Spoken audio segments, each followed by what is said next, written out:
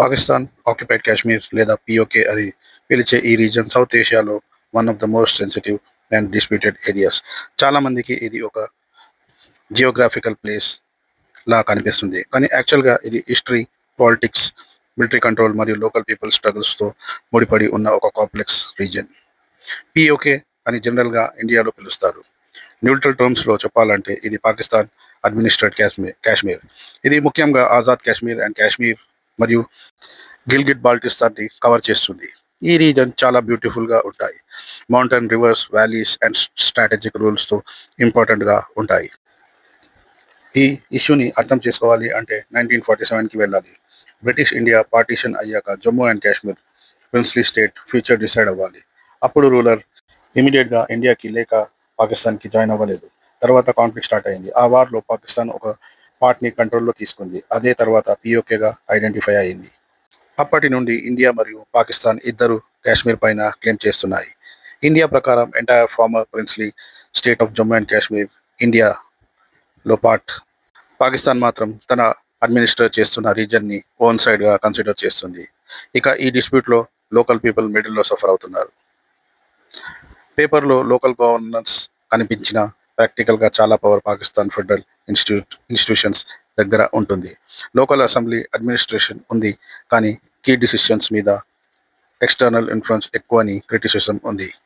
అందుకే చాలామంది people complete autonomy లేదా అని ఫీల్ అవుతున్నారు. పిఓకేలో ఉన్న పీపుల్ చాలా ఇయర్స్ నుంచి రిప్రజెంటేషన్, డెవలప్మెంట్, ఎంప్లాయ్మెంట్, రిసోర్సెస్ మరియు ఫ్రీడమ్ గురించి కన్సర్న్ రేస్ చేస్తున్నారు.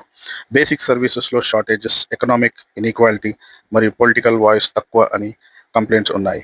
కొన్ని ఏరియాస్లో పొలిటికల్ యాక్టివిటీ పైన రెస్ట్రిక్షన్స్ కూడా క్రిటిసైజ్ చేస్తున్నారు. రీసెంట్ మంత్స్లో పిఓకేలో అన్రెస్ట్ ఎక్కువ విజిబుల్ అయింది. రిపోర్ట్స్ ప్రకారం ప్రొటెస్ట్, గవర్నెన్స్ మరియు ఎలక్ట్రల్ గ్రీవెన్సెస్ మీద స్ప్రెడ్ అయ్యాయి.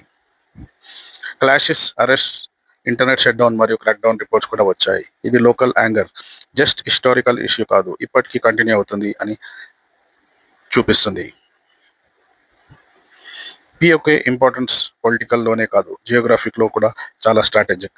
Mountains, passes and border proximity వల్ల ఇది మిలిటరీ అండ్ రీజన్లో స్ట్రాటజీలో కీ ఏరియా. అందుకే ఇండియా, పాకిస్తాన్ మరియు ఇంటర్నేషనల్ అబ్జర్వర్స్ కూడా ఈ రీజన్ని క్లోజ్లీ మానిటర్ చేస్తారు. పిఓకేని ఒక సింపుల్ హెడ్లైన్తో ఎక్స్ప్లెయిన్ చేయడం కష్టం. ఇది హిస్టరీ, ఐడెంటిఫై, గవర్నెన్స్, సెక్యూరిటీ మరియు లోకల్ ఆస్పిరేషన్స్ అన్నీ కలిసిన కాంప్లెక్స్ ఇష్యూ. కాశ్మీర్ డిస్ప్యూట్లో యాక్చువల్గా మిడిల్లో ఉన్న పీపుల్ వాయిస్ని అర్థం చేసుకోవడం చాలా ఇంపార్టెంట్. అదే పిఓకే స్టోరీలో మెయిన్ పాయింట్. ఇది పిఓకే పైన ఒక డీటెయిల్డ్ ఓవర్వ్యూ. ఇంకా నెక్స్ట్ వీడియోలో ఆజాద్ కాశ్మీర్ మరియు గిల్గిట్ బాల్టిస్తాన్ని సపరేట్గా బ్రేక్డౌన్ చేస్తా. ఇలాంటి స్ట్రాటజిక్, జియోపాలిటికల్ అప్డేట్స్ కోసం ఫాలో అవ్వండి ఆనెస్ట్ థాట్స్ విత్ విజయ్. జై హింద్.